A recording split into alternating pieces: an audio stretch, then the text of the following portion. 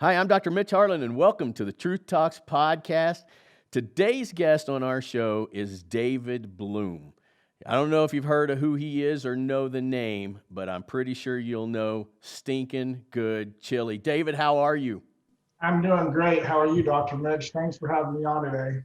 Fantastic, man. So I get a hold of this story based on a Facebook post, and I of course know the chili. I know it's actually like a Colorado namesake name brand. Everybody knows where Stinking Good Chili is. However, there's a bigger story here, and so when I started to get a little bit of your story, I'm thinking, oh my God, that works beautiful for Truth Talks. What we do at Truth Talks is we want to help someone, save someone, or encourage someone to do better. Your story is that. So I want to start out with a little bit of background, have you fill in the details. The story of Stinking Good Chili starts behind a lawnmower. Is that correct? Yeah, that's right. It is. Take me down that road from landscaper to chili maker, because this is a good one. Well, I'm a native Coloradan. To just give you a little bit more of a background to your listeners. So I grew up in Colorado on a farm, and I was always using my hands. When you're on a farm, you learn to drive a tractor before you get your driver's license, and that was pretty much my story. So I was in the restaurant business for a long time, and I was climbing the corporate ladder and dealing with the politics of corporate. And I finally just got tired of it. And so I decided in March of 2000 to start doing my own landscaping, and I was mowing lawns. Yeah, it was really what it started out as. And then I met a guy who was that same year who was playing for the Broncos, and most people know him as Stink, is his nickname, but it's Mark Schlereth. He was offensive lineman for the Broncos back in the day when John and they won the back-to-back Super Bowls. So I met Mark, and I had this green chili. My dad made green chili when I was a kid growing up all the time. And when I got in the restaurant business, I took his recipe and a couple other ones that I liked and kind of put them together and made it my own. And then I started making it. And before I knew it, people were like, you should sell this, like, or tell me when you make some more, because I want some of it. And Mark is from Alaska, and he had no idea what green chili was. Like, he didn't know it's like the perfect food. You can put it on everything. So I brought it over to his house one day, and he tried it and fell in love with it. And I just got to a point where like I couldn't show up at his house if I didn't have green chili on me. So he's like, "Hey, where's your green chili?" And I had some other people telling me that you should look at taking this to market. And he and I started talking about it. And by this point, he had already retired. This is like 7 years after, so 2006, 2007. And we started talking about getting it to market. Mark was working for ESPN at that time, so he had some national presence, and he also had a radio show here in town that was doing really well. And so we just started talking about like, well, would you want to do this with me and like put your name on it? And that was back when, Terrell Davis had just launched his barbecue sauce. Eddie McCaffrey had his mustard that he'd done, and we're like, well, Mark, this is what you need to do, because this is what everybody else is doing. Like, get a product and put it on the shelves, and just it'll be a passive income for you. And so well, let me tell you this. That's how it started. But I have to tell you, I don't get to tell the story much. But Mark's wife is an incredible cook. She's like Martha Stewart. Like, she's so intimidating that I had been bringing the green chili over for years, like, and we're in the grocery stores by this point, and Lisa had never said a word about the green chili. And I'm like, she just must not like it, and I'm not going to ask her because I don't want to hear what she's going to tell me. Like, I'm just going to leave it alone. And then one day I went over to their house, and she came up to me, and she was so excited. She was like, David, I love your green chili. And I'm like, I looked at her and I looked at Mark, and I'm like, Lisa, I've been bringing this over for years. And you're just now saying something to me about the green chili? And she's like, she looked at me with this look, and then she looked over at Mark and she's like, I never even got to try it until the other day. And I'm like, are you kidding? Like, you've never tasted it? She's like, no. Every time you bring it over, Mark devours it, or their son Daniel, they fought over it. And I'm like, Mark, are you really that much of a pig that you would like not let Lisa have any of the green chili? So That is awesome. Were you at a position? I mean, this is kind of one of those great success stories where it's like it just is supposed to be, right? Like you're in the restaurant business, you're developing this green chili, and then you do the landscaping thing, you meet him. I mean, I think everything like that's kind of divine intervention when it's supposed to happen. Was it a pretty smooth transition into that stinking good chili? no, you know what? To be honest, Dr. Mitch, it was tough, and I'd actually given up at a couple of points because I couldn't find anybody in town that could make it for me. Finding that was a big challenge, and then the capital was a challenge as well. And I knew nothing about the grocery business, and neither did Mark. And I still don't. It's 12 years later. I'm still figuring it out. So I love to tell you it's been easy, but it hasn't. It's been a grind. The margins are tough, and it's always changing. Obviously, with COVID going on right now, there's a big shift again, and but we're blessed. We're so blessed because I have everything that I need, and so I can't complain. And it's been quite a journey, but and I think even for Mark too. But the thing that really kind of was like, okay, I can do this.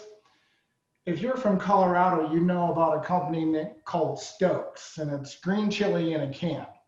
Well, when my dad didn't make green chili, we'd go in the cupboard and we'd see if we had any of that Stokes green chili, and we'd put it over nachos and our burritos. And well, I had an opportunity right when we were starting our business to Stinkin' Good to go and have coffee with the guy who started Stokes.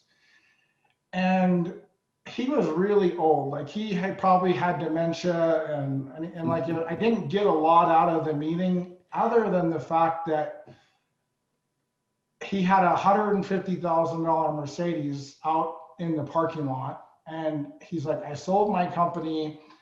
I have a house up in Aspen, and I live in Cherry Hill. So I'm like, okay, I can do this. If you did that with that, I can do this. We can do this. And so for me at that point, it was game on. Like, okay, this is doable. We knew we had a great product, and I still know that. Like, that's one of my favorite stories is, like you'd mentioned, I'm doing road shows or events, and people are like, I put this stuff on everything, or one of the biggest compliments I can get is, as a Hispanic woman will come up to me and she's like, this reminds me of my grandma's green chili. And I'm like, I get goosebumps, like just hearing that. Like, there isn't a better compliment than that. So we know we have a great product. We're having fun, but it's a grind. So And it was, I mean, from what is published out there, because of course we always do our research here and we try and bring the story as accurate as we possibly can. Was it started with 10 grand, or was 10 grand just the initial investment that you'd made? well, 10,000 is what I put into it initially, to just get it in a container and get it in front of the buyer. But I didn't have any money to get inventory made and get it on the shelves. And so that's when I went to Mark, because I actually had some other guys in Mark's neighborhood that wanted to invest in the company, and we were just going to let Mark put his name on it and then give him royalties if it worked out. And then I just, Mark and I had become really good friends, and I just said, you and I could do this on our own. I said, I just need X amount of money. I think it was like $20,000 or $25,000 to fund the next level of growth for us. And so he's like, let me talk to Lisa and I'll call you tomorrow. And he did. And he's like, hey, come over to the house, pick up a check, and it'll be me and you 50-50. And to this day, that's what it is. And I guess the only other thing that I wanted to say that kind of motivated me to do this was I had a really successful landscape company. I started finishing basements and doing really cool outdoor living areas. And I was making a great living, but at the end of the day, like if I wasn't working, I wasn't making any money. So, like again, after I talked to the Stokes guy, I'm like, there's residual passive income, and I'm actually building a company that's worth something. So to me, this was like a no-brainer to go after this and just be all in with it. We know that all too well here, and that's why I think the story just touches me. It's just the ultimate success story of having something, having a passion, and taking it and making it work. Wouldn't it have been easier though to do a pain cream or a surgical product when your partner is Mark Schlereth? Yeah, probably, with the 29 surgeries he had, but Mark admits that, he's been hit in the head so many times that he's not always in his right mind. And I'm a farm kid, same thing, so we're not the smartest guys out there, but we're willing to do the work, so So basically, you're saying if you can do it, anyone can do it. Is that what I'm gathering here? yeah, but yeah, maybe you pick out a good item that's going to take off and maybe be a little bit easier, and like my life's never been easy. I don't know about you, but it's like you see people just crushing it, in their businesses and startups, and they're just killing it. And I'm like, oh my gosh, like why is everything seems so hard that we do, But now that I'm older, I actually appreciate that because I don't want everything to be easy. How boring would it be if everything was easy and we didn't have challenges and Well, they always say nothing great happens without a really hard journey, right? And that's kind of where I want to segment this off. So I'm reading this story. This is an incredible success story. But then I read a post. And when this post came to me, it hit me harder than life. So when I first saw this story and I said, oh my goodness, number one, he's a Colorado guy. Number two, what a great product that he has. And from, again, landscaping to a chili to just what you just described there of having this passion, this dream, and following through with it and the struggles, but yet you guys are incredibly successful with it. Then there's a post. And the story takes a little bit of a turn there. And this is where I think is the most incredible part of the story, even though you shift from this dramatic success story to this personal story. You have a personal story that touched me. Would you care to share that with us? yeah, it's not easy. It takes a lot of humility to to talk about it, and especially to put it on Facebook, where everything is just so public. But Oh, by the way, this is going to the entire world now, so. oh yeah, great, thanks, and that's awesome.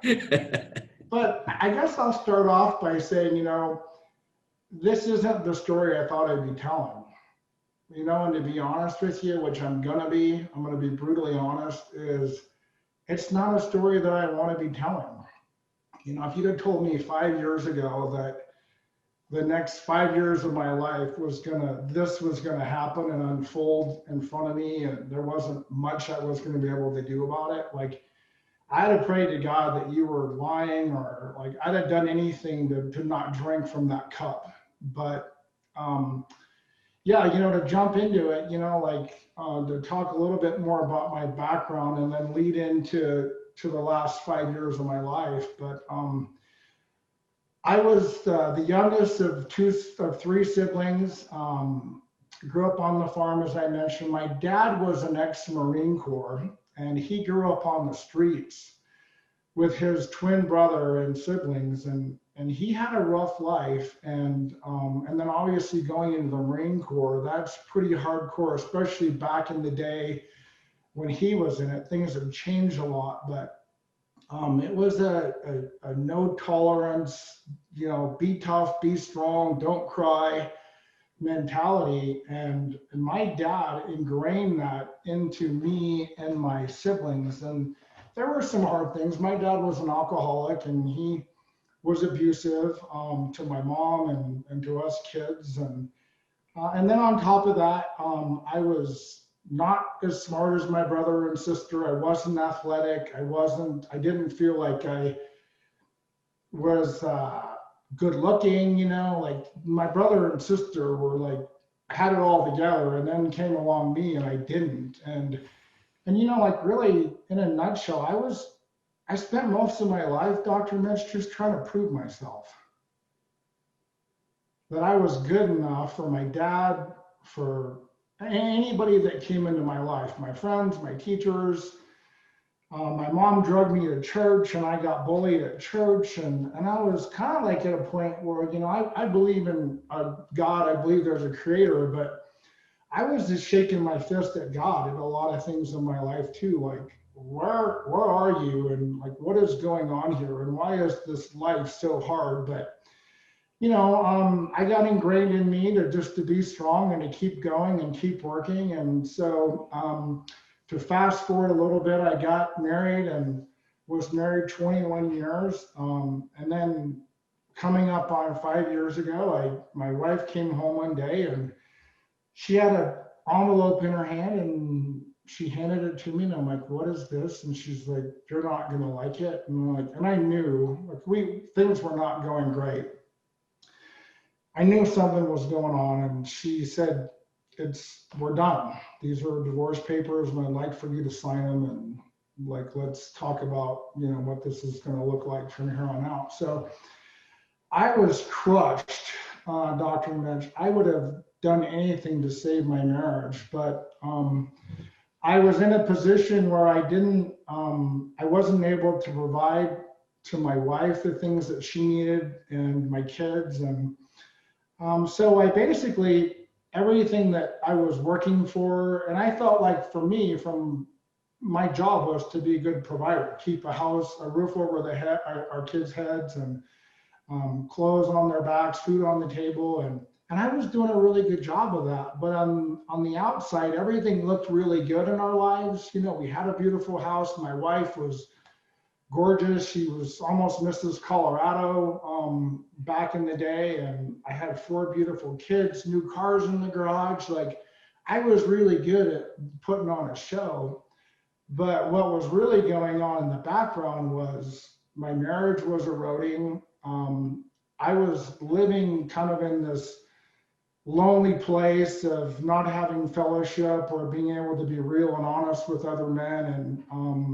And I got stuck in that, you know, and I just was trying to provide and that wasn't enough. But unfortunately, I didn't figure that out until it was too late, you know, and when my wife filed for divorce, I wanted to save our marriage. Had I done anything to save it, but when when a woman's done, they're done, you know, and she was done. And so we went through the divorce, and you know, in my life, just like I mentioned, I had just fallen apart. You know, I was literally on my hands and knees, just crying, weeping, because everything that I'd been working for was just wiped out. You know, it had just all vanished. And so it's like, okay, what do I do now, and where do I go? And so I did a lot of soul searching. I checked myself into a Celebrate Recovery program to start working through some of the anger that I had towards my dad and issues that I hadn't dealt with that I didn't think I needed to. But you know, the divorce brought me again to my knees, and I'm like, if that doesn't bring you to your knees as a man, what's gonna? You know, like Yeah. it just shattered me. And so I was like, you know. And I realized as I did more work on myself that I wasn't giving my wife the emotional intimacy that she needed, my kids. Like I was failing in so many ways as a father and as a husband. And I just decided, you know, I'm going to get good at this. You know, I'm going to figure it out. Unfortunately, it was too late in my marriage, but that doesn't mean I have to stay there. And I guess for me, one of the most important things was that I needed to learn to love myself and know that I am good enough. I was created good enough. And so there was a lot of reprogramming going on in my life that needed to take place. And I'm still doing that work. That post that I put on Facebook the other day was about a book called The Way of the Superior Man by a guy named David Dita, which is it's a book about men and our masculinity and our purpose, and a great read. So I got to put my feet on the line every day and show up and be willing to do the work. And I'm still there, but I think one of the things as men that we do such a bad job of is living in isolation, and we're not open and talking to other men about what we're really struggling with. And the reason for me now being so real and vulnerable is it's hard, but if I can help one guy, save his marriage or work through something that he's going through, then to me, that's worth it. Because if I would have had that in my life or seen that in my life a couple of years before my divorce, it could have changed the direction of my future in my marriage. And so, we all have stories, we all need to tell our stories. And that's one thing that I encourage people is, like, never think that your story isn't good, because it is good and people need to hear it no matter what it is, because there's people that are going through the same thing. And when you start telling your story, like I did, on Facebook, and I have a men's group that I started, and I've seen God just put marriages back together and reconciliation and healing in guys' lives. And man, what an incredible thing to be a part of that.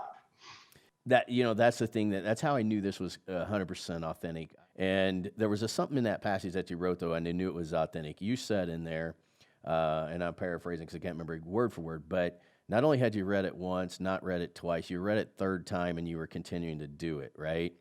That tells me that's when somebody is legitimately saying, I'm making a change, I'm going to do some different things. And then what's also interesting is the way it touched me, because the minute I had read that post, I'm sitting there thinking, holy crap, man, that's me too, right? Like, I get busy doing this, I get busy at my office, we get busy doing all these things, and sometimes I don't show up where I need to show up, and then you justify it. Like mine is, if I work really hard right now while I'm healthy and I'm young, I can provide for my family forever. And sometimes we are only providing the things that money can buy. We're not necessarily providing the things that the heart can buy.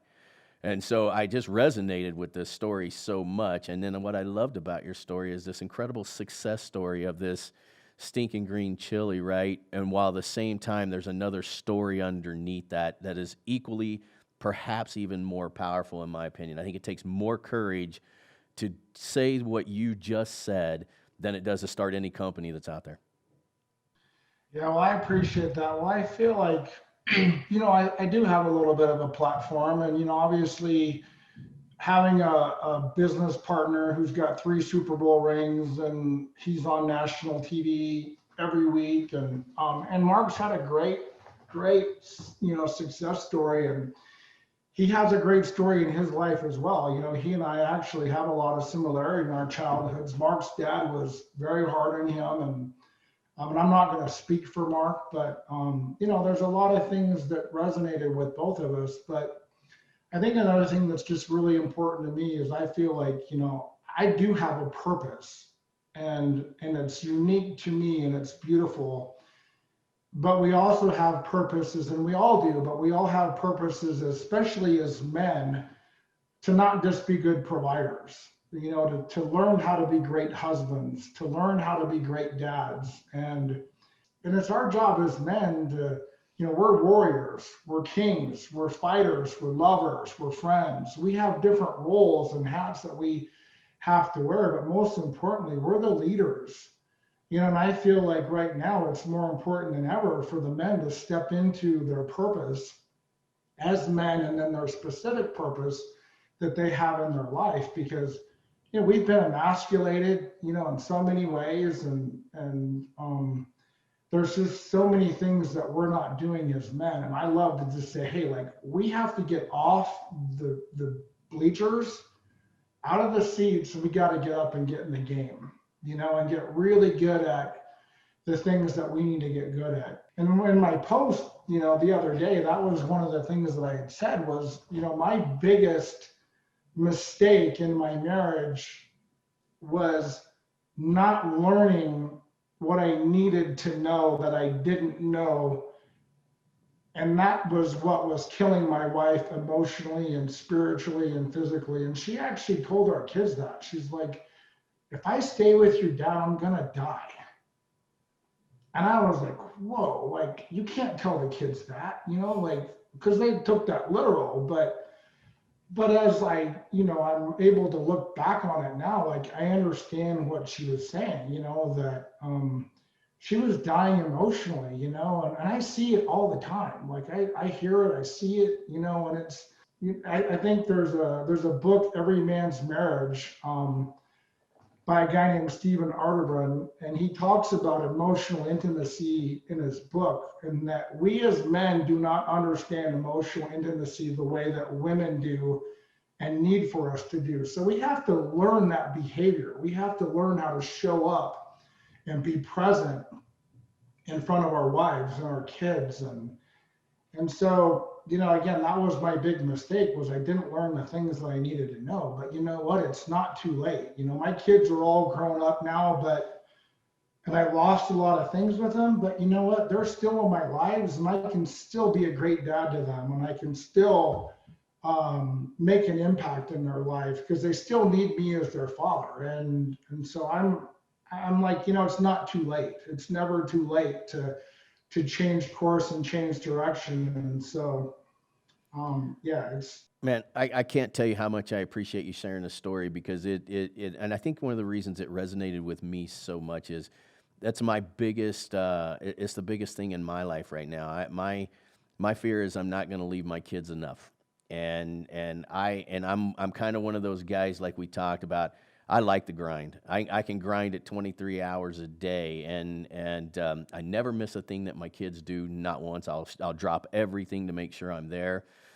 But as I've seen through tons and tons of interviews that I've done with people, I mean, this is the same trap that we all get into, and including my wife. I mean, this is truth talks. We open up our souls here because, again, we want something positive to come out of this, and more often than not, that's one of the things she talks about is just I'm not emotionally there at times, and it's hard. I'm grinding every day as hard as I can possibly grind so that my kids get a chance to do what they want to do, not what they have to do. And that's my whole kind of commitment to life and my kids. But at the same time, you got to give up some things to do that. There's only 24 hours in a day. I think our stories are so similar. But I think talking about it like this, it opens up a ton. But man, your story touched me so much, and I think it hit me right between the eyes because I'm seeing patients, and then I am screaming out of my office to get here on time, and I don't mind the grind. And producer Chad has everything set up. He's got a family. We all know the grind. It's your story, man, that you can be uber successful in one, and the bottom story's cutting you off at the knees. And so I can't even begin to tell you how appreciative I am that you were willing to come on our show and talk about this. my pleasure. Thanks for thanks for having me and letting me share my story. And yeah, what you're doing is fantastic. So thanks for reaching out to me. I want to talk a little bit about faith because I know that's big in there for you. And is that where you eventually found kind of the we'll call it the bedrock or foundation of your life? Is that what happened? Yeah, and as I had mentioned earlier, that my mom did bring me to church growing up, and I experienced a lot of rejection and had a lot of bad experiences in church from people. And one of the things that I did, and I think a lot of people tend to do, is I lumped all those bad things that were going on in my life, and I kind of blamed it on God. And I kind of put God in that same big ball of the things that went wrong in my life, and kind of was like, okay, well, where are you? Like, where are you if you're a loving God? And I even struggled with the fact of, is there a God? Like, is there a creator? So there was a time of rebellion in my life of, like, is there a God? Like, not liking him, not wanting to be a part of his plan, but through the course of my life, I've seen his hand in my life, and I absolutely believe in creation, and so I did step away, and I had challenges with faith, but again, I've seen his hand in my life, and how he's blessed me. And although my life hasn't gone the way that I thought it would, I know it's not over, and I'm still blessed. My ex-wife, it's been almost 5 years, and she's engaged to a guy and I'm happy for her. I was able to let go of her and move on and have healing in my life, and I'm encouraged for her and want good things for her, and the same thing for my kids. And right now I'm just focusing on being a great dad and running these companies, and I keep working on me, every day. I just keep showing up. And I lived in Dallas for a while, and there was a guy named Zig Ziglar who used to teach a Sunday morning Bible school class at Prestonwood Baptist Church. And I actually got to know Zig pretty well. And I'd go over his house sometimes when we'd have get-togethers, and so I've been around a lot of positive people in my life. But I'm blessed, but back to the faith question, for me, it was like, I just can't deny that there's not a creator, loving God, and he has a plan, and that what we're doing here right now matters, like showing up every day matters. So that's what I get to do every day. I get to wake up every day and put my feet on the line and say, let's do this. And I want to encourage men to do this too. I don't know if you have any outlets, but I would just say this: if anybody did want to reach out to me, if they're struggling and in their marriages or lives, and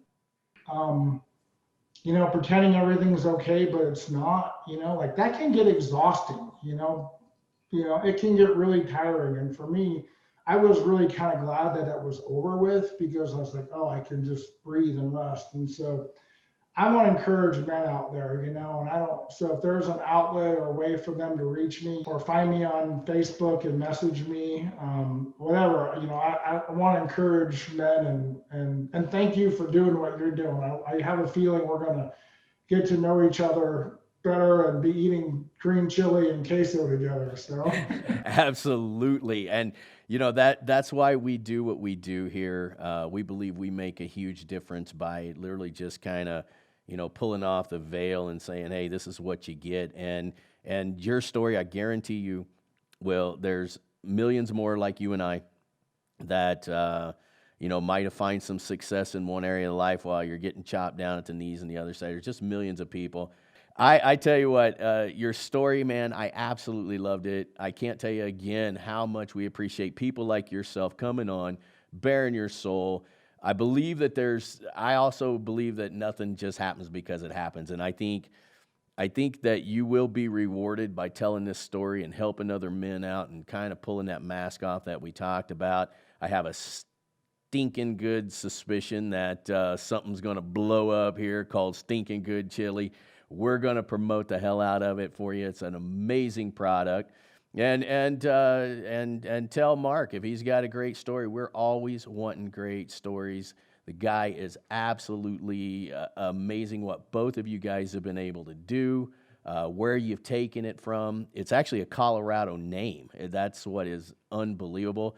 So we hope to get that to the rest of the country. And I don't know, Producer Chad, how many countries are we in now? 147. We're in 147 countries now. So we hope Stinkin Good Chili is around every single place. You can order it online, and we do ship it out in the U.S. here. And Mark's one of those great guys. So, during the football season, he's pretty crazy busy. But after the season's over, we can definitely get him on. And Mark's become one of my best friends. When my wife came home that day with the divorce papers, I packed my bags, and you know where I went? To Mark's house. I called him up and I said, hey, something bad just really happened. Can I come over? And he opened up his house to me, and I lived in Mark's basement for 6 months until my divorce was final, and I finally got a place on my own. But Mark Schlereth, the guy that you guys see on TV or wherever you see him, is as real as he can be. He's the salt of the earth kind of guy. Take his shirt off of his back and give it to you. There is not a more loving, gracious, godly man that I have ever met in my life. And Mark is careful with his words because he's great with his actions. The way that Mark lives his life is is incredible. And so like I consider him to be one of my best friends, and just blessed to have that friendship with him, and just see what God's done. And I believe that we actually didn't come together to just sell green chili, that there's a bigger purpose than that. The green chili might be part of our platform and part of our story, but Mark has a heart for the Lord and people, and so there's going to be fun to see the rest of the story unfold before us here. So it's going to be an incredible journey and adventure. I believe that wholeheartedly. It's why we do what we do here at True Talks. Just make a difference. Just make a difference in life. Leave it a little bit better than what we did. Before I let you go, though, I want to repeat one more time. Tell me all the places we can get your chili, all the everywhere that we can go to get the product. Yeah, if you're in Colorado, King Soopers, City Market, it's in the frozen section with the Hispanic foods, usually on the top shelf. Costco carries it in the deli, a refrigerated section in Colorado, New Mexico, and most of the Phoenix locations. And then again, you can order, if you're not in one of those markets, you can order at stinkingood.com. Just click on buy now, and yeah, you can get it there. But we hope to keep growing and get into more markets, and we're working on some other products. And we started up another company called marksallpros.com. It's a referral network that will be nationwide on gaining consumers' trust by putting them in touch with great companies. We have a vision for that as well, and super excited to be doing that. So we're busy, but it's all good stuff. So we're excited. Man, I tell you what, thank you again so much for coming on the show. And there's no doubt we got to hook up. We got to do something on the outside of this. I love the mission. We want to be as much a part of your mission as we can be here. Again, I think it's platform sharing platforms, man. And that's how we all get bigger, especially when we're doing the right thing. Great. Well, thanks for having me, and you guys have a great day today. I appreciate it so much, buddy.